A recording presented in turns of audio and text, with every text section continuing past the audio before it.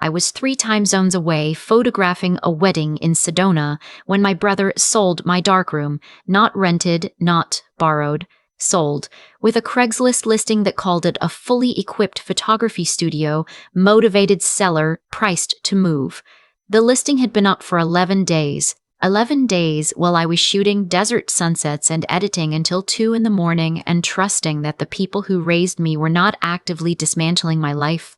When I got home and opened the garage door, the smell hit me first. Nothing. Clean concrete and air freshener, where there used to be chemical tang and cedar, and the particular darkness I'd spent 6 years building.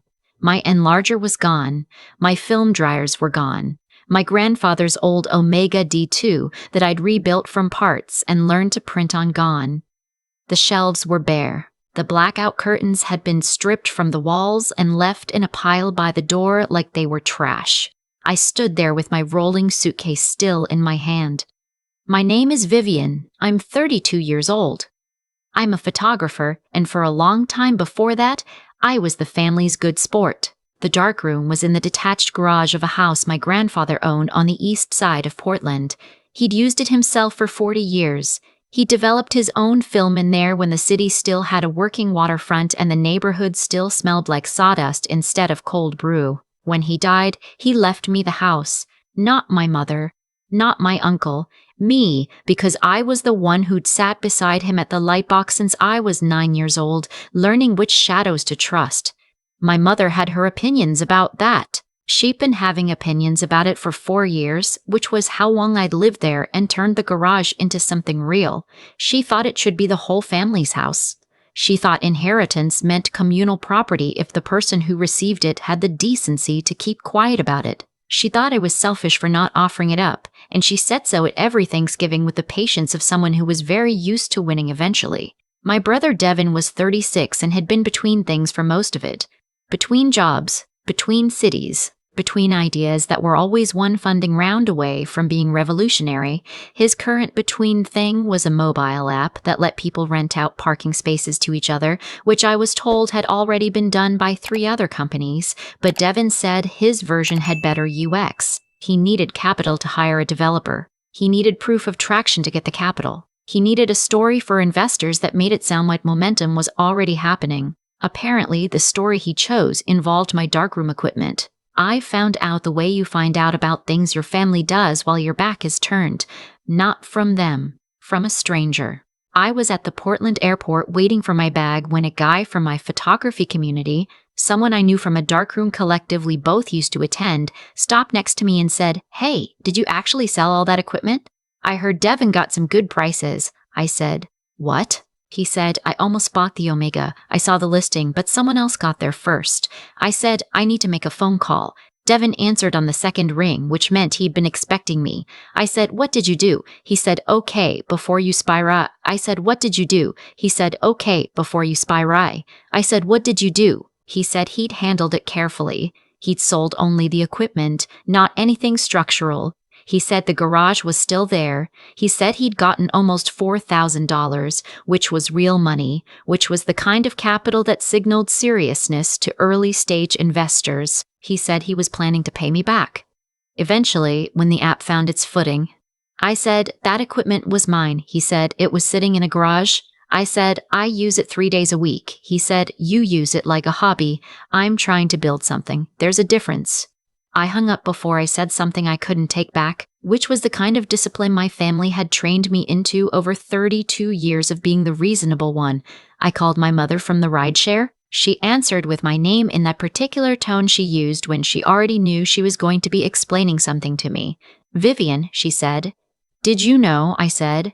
She paused, not the pause of someone surprised, the pause of someone deciding which version of the truth to use. "He needed it," she said. "He came to us and he needed it. What were we supposed to do?" I said, "He needed my property, Mom, not yours." She said, "You have so much. You have the whole house. It's not like you're suffering." I said, "It's not about suffering. He sold things that weren't his to sell." She said, "You're being rigid. You're always so rigid when it comes to your brother."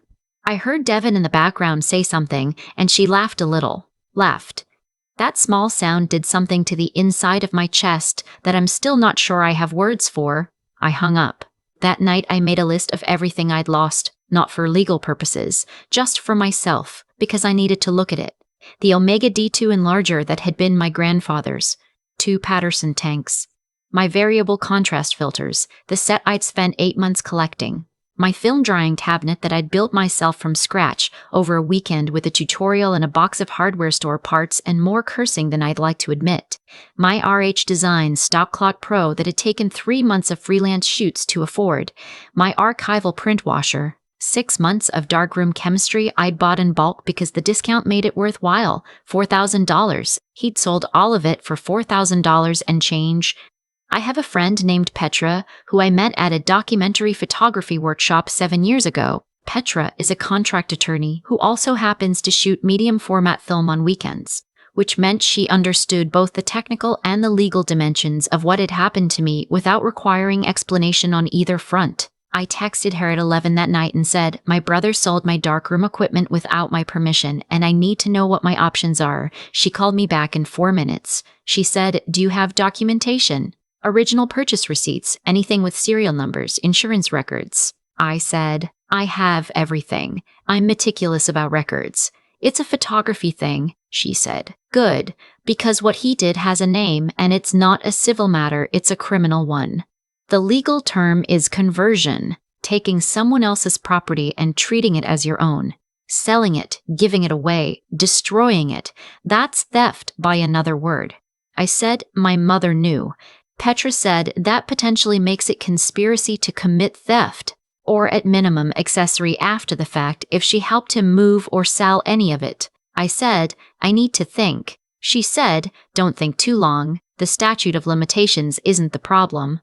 The problem is that the longer you wait, the harder it gets to recover what was sold. I said, I'm not sure I can do this to my family. She was quiet for a moment. Then she said, Vivian, they already did it to you. You're just deciding whether to respond.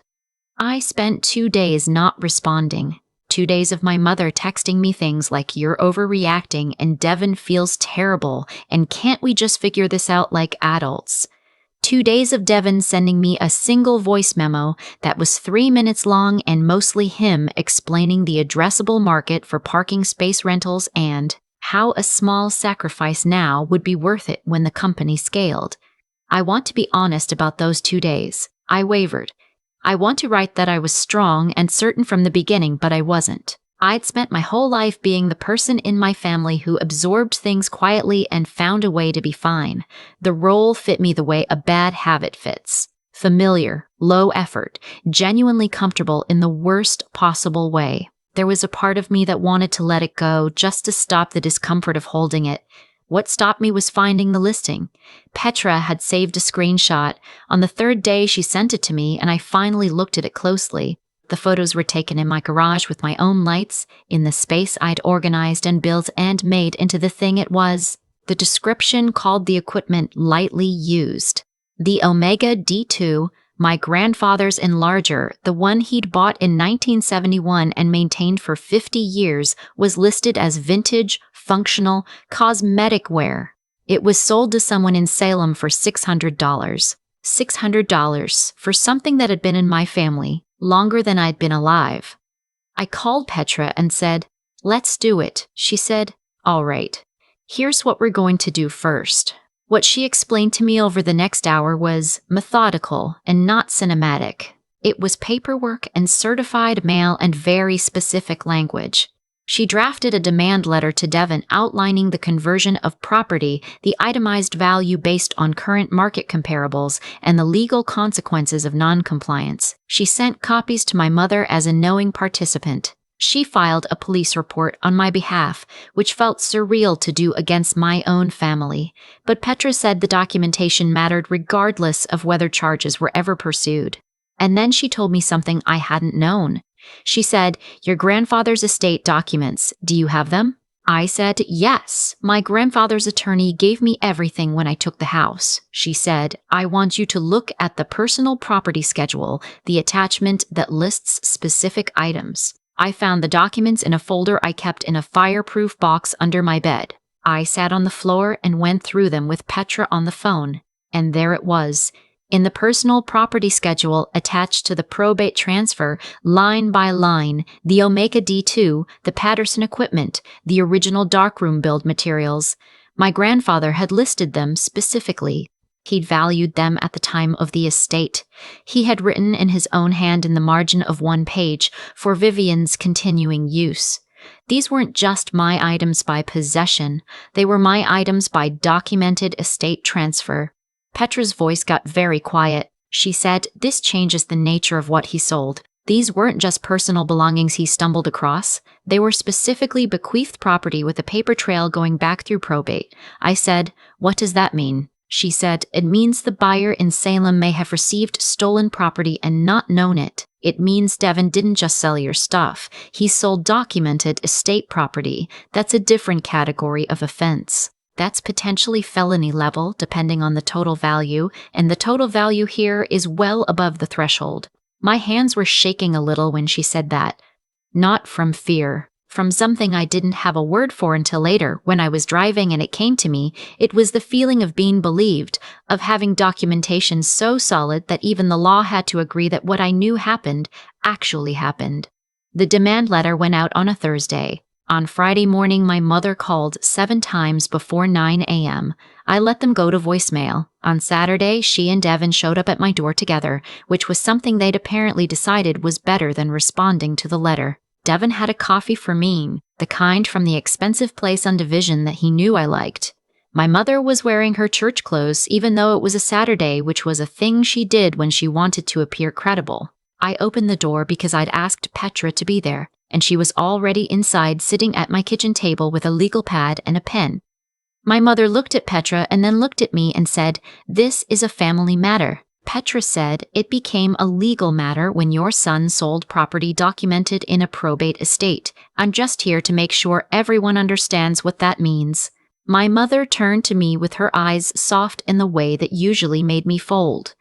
"Vivian," she said, "you are being so cruel right now. This is your brother. This is your family." I said, "I know who you are." Devin set the coffee down. He'd stopped performing relaxed somewhere between the car and my front door, and now he just looked tired and slightly panicked. "Look," he said, "I can get most of it back. The guy in Salem, I still have his contact. I can reach out, explain there was a misunderstanding." I said, "It wasn't a misunderstanding." He said, "Vivian, come on." I said, "A misunderstanding is when someone makes an honest mistake. What you did was check if I was out of state, wait until I was unavailable, and sell documented estate property to fund an app." He said, "I was going to pay you back." I said, "You were going to pay me back after you'd already decided for me that the trade was worth it. You made a choice about my property and my inheritance and my grandfather's things, and you made it without my knowledge or my consent, and then you listed a 50-year-old enlarger on Craigslist for $600. His jaw tightened. "You're making this into something bigger than it is," he said. My mother said, "You're always so dramatic, Vivian, even as a child." There it was, the label. The thing families use when they want to disqualify you without engaging with what you're actually saying. "You're dramatic. You're rigid. You're making this into something." The words they use to make your reasonable response sound like a character flaw. I looked at my mother for a long moment. I felt something settle in me that had been moving around loosely for days. I said, "Devin, the demand letter gives you 14 days. Petra's office is the point of contact. If you want to resolve this without escalation, the path forward is in the letter. If you have something to say about this property to anyone going forward, it goes through her." My mother said, "This is insane." I said, "Okay." She said, "You are choosing a lawsuit over your own family." I said, "I'm choosing documentation over silence. There's a difference." Devin looked at me like he was seeing something he hadn't expected to see. Not anger. I think he'd expected anger. Something quieter, more settled. Something that meant I wasn't going to move. He said, "The investors." I said, "I know." I said it calmly, not meanly. "I know the timing is bad for you. I know this creates a problem with the round, and I'm sorry about that, the way you'd be sorry about a consequence that someone else's choices created. But my grandfather's enlarger is in someone's basement in Salem, and I'm going to get it back." My mother made a sound that was supposed to be a laugh, like I was being absurd. She said, "You can take pictures anywhere, Vivian. You don't need that room." And there it was, the same line in a different mouth. You can paint anywhere. You can take pictures anywhere. You can do the thing you love anywhere. As if the specific place and the specific tools and the specific history embedded in the wood and the chemicals and the machine a man used for 50 years, as if none of that counted, as if what mattered could be replaced at any target. I smiled. Devin said, "What's funny?" I said, "Nothing." I said it quietly. "I want that enlarger back. That's all." Petra stood up from the kitchen table. "I think that's everything that needs to be said today," she said. "I'll look forward to hearing from you before the deadline." My mother left without saying goodbye to me. Devin followed her, stopping at the door long enough to say, "You're going to regret this." I said, "I don't think so." He left. I sat down on my couch and put my head back and just breathed for a while. What happened after that was less dramatic than I'd expected and more exhausting. Petra reached out to the buyer in Salem, explained the provenance documentation, and the man, to his credit, was cooperative. He bought in good faith. He didn't want trouble. He returned the Omega D2 in exchange for a refund that came out of the demand settlement. Most of the smaller equipment couldn't be traced or had already been resold, and those items were valued and included in the monetary damages Devin agreed to pay. It took 11 weeks. It was tedious and emotionally expensive in a way that was different from dramatic, not sharp pain, just a constant low-grade wait. The police report led to a formal investigation. Devin was not arrested, but he was interviewed, and the investigation became part of the public record, and that public record found its way to one of his investors in the form of a Google search result. The funding round did not close. I have to be honest about how I feel about that. I don't feel good about it, and I don't feel bad about it. I feel like it happened because of choices he made, not choices I made, and that's the most neutral true thing I can say. My mother stopped speaking to me for 2 months. Then one Sunday, she called and talked for 15 minutes about the weather and her book club and a neighbor's new dog, and never once mentioned any of it. I sat on the phone and let her talk and thought about what that meant. The ability to just move on, without acknowledgement, without repair. To treat an erasure of what happened as healing. I don't have a resolution on my family that feels complete. I want to be honest about that too. I'm not estranged. I'm not reconciled. I'm in the careful middle place that a lot of people land in, where you know too much to pretend and too much to walk away cleanly. I see them at holidays. I don't leave my phone unattended at their house. What I do have is my darkroom. The Omega D2 is back on the shelf where it belongs. It has a small crack in the baseboard from being moved that wasn't there before. I noticed it the day I got it back, and I ran my thumb over it and felt something complicated. That crack is evidence. Evidence of what happened, of what was done without care, of what I went through to bring it home. I didn't fix the crack. I don't think I will. The first print I made when the darkroom was functional again was from a negative I'd shot in Sedona on the last day of that wedding. Clifftop light just after sunrise, long shadows across red rock. Technically, it wasn't even my job to shoot that morning. The couple had only booked me for the reception and the ceremony. But I'd gotten up early because the light was going to be something, and you don't sleep through light like that. I stood in the red glow of the safe light and watched the image come up in the developer tray, slow and then all at once the way it always does, and I thought about my grandfather standing in this same room watching his own prints emerge, the same red light, the same chemical smell, the same quiet that a darkroom makes, which is a different kind of quiet than other rooms, darker and warmer and more contained. He used to say that the darkroom was the only room where patience was the whole job. You couldn't rush the chemistry. You couldn't skip the steps. You could want the print to be ready, but wanting didn't change the time it took. I think about that when I think about what happened with my family. The patience it takes to not collapse under pressure. The steps you can't skip. The way the image comes up slow and then all at once and you can't see it coming, and then you can. They wanted to turn that room into capital, into $4,000 and the appearance of traction for a pitch deck, into a line item that would make my brother look like he had assets he didn't have. I turned it back into a darkroom. That's not a metaphor I came up with. That's just what happened. But it feels like one, which is the thing about real life. Sometimes it lands with the same weight as something you would have made up if you'd been trying, and you have to decide whether to trust it or dismiss it. I trust it. The lesson I keep returning to isn't about Devon. It's not even about my mother, though she's in it. It's about what I've been willing to accept for the sake of being the easy one, the agreeable one, the one who didn't make things complicated. My grandfather left me that room because he knew I would take care of it. He knew it because he'd watched me, for years, be the kind of person who shows up early for the light. Who keeps records? Who rebuilds the equipment when it breaks and doesn't complain about the time it takes? He knew I was the one. I'd spent years letting my family disagree with that assessment, letting them treat his certainty about me like an oversight or a mistake he'd made because he was old and didn't see clearly. He saw clearly, clearer than I did for a long time. I see it now. I've been thinking about what actually caused all of this.